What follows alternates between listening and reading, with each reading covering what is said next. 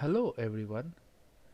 Today we are going to see how constants are handled in C programming. So let's begin. A constant in C programming is nothing but a fixed value that is used in a program whose value remains the same during the execution of the program. Now in C programming there are two ways of defining a constant. One is using a const keyword and another is using the macro called hash define. In this tutorial we are going to see both these methods in details.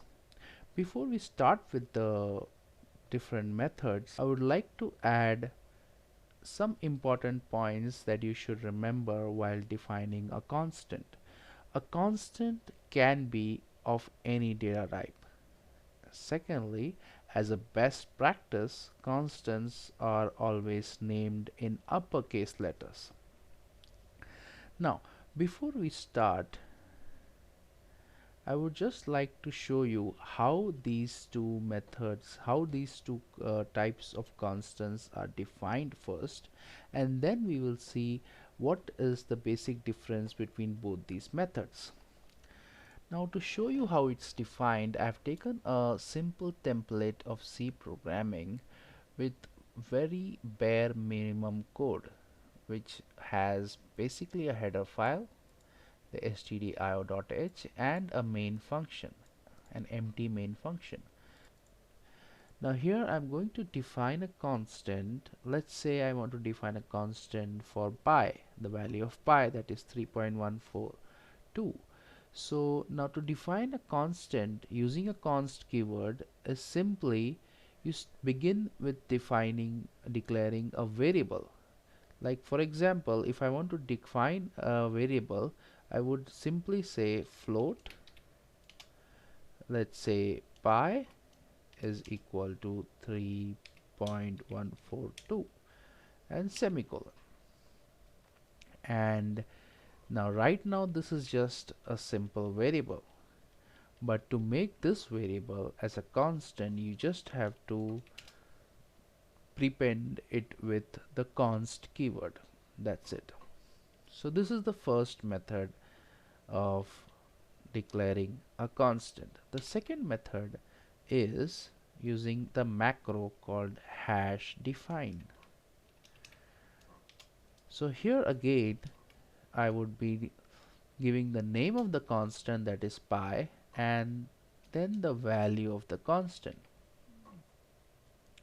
Now here some points to remember is that in the macro method, that is the second method, you don't have to specify the type of the constant. Secondly, there is no assignment operator over here. And third, it doesn't end with a semicolon at the end. So these are the basic differences between the way the definition of const keyword constant and the macro hash define constant. So now the basic difference, the visual difference we have seen. Now let us see what is the actual difference between using the const keyword and the hash define keyword, hash define macro. Now to show you how both these things differ, I have created two files. The first file, both these files are finding the area and perimeter of a circle. So it is basically using the constant value 3.14 of pi. So I have defined constant in the first file. I have defined constant using the const keyword, and in the second file I have defined it using the hash define macro or hash define preprocessor directive. So now I would like to show you what is the basic difference between both these files. Now once the code is ready, I would like to compile it. So before I compile it, I will just show you. Right now I have three files in this directory. So now I'm going to compile it with my editor compiler. So the compiler that I'm going to use is GCC. So GCC space circle 2.c. So now this is my command to compile it. So if I run this, if there is no error, everything should compile, and you can see that I have got an output file a.exe. Now to show you the difference between both these files, I would like to add another flag here to show the intermediate steps that that the compiler takes to generate this a.exe file.